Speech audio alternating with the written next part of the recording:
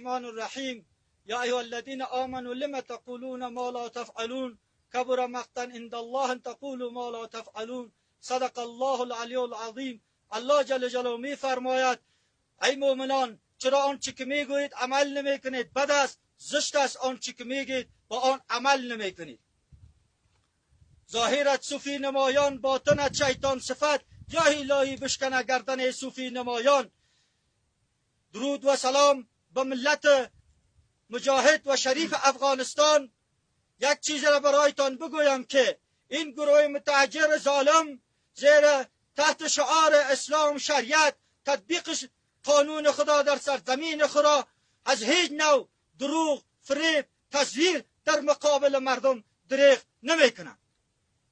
بخصوص هشدار ما مخاطب ما اون از طالب مزدور همساهای پنشیر ما هستند که داخل پنشیر شدن، قلفای مردم شکستاندن، مال مردم به غارت برده، در فلنکوش ها بار کرده، برای انجمن به بدخشان برده.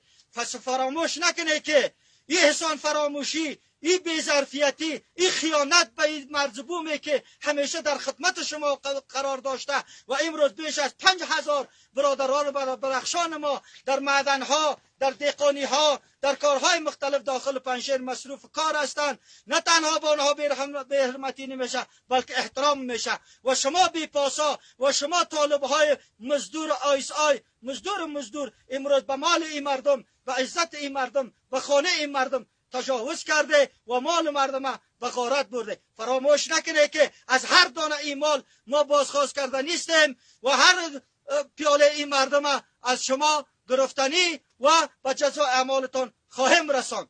و تقاضای ما از او برادرانی که به زور و ستم به این جبهه آوردندشان، خواهش ما ای است که صفحه ترک کنند، بروند به خانه و کاشانهشان. فردا در عملیات ما عذرشان قابل قبول نیست، عذرشان پذیرفتنی شده نمیتونه. السلام علیکم و رحمت الله و برکاته.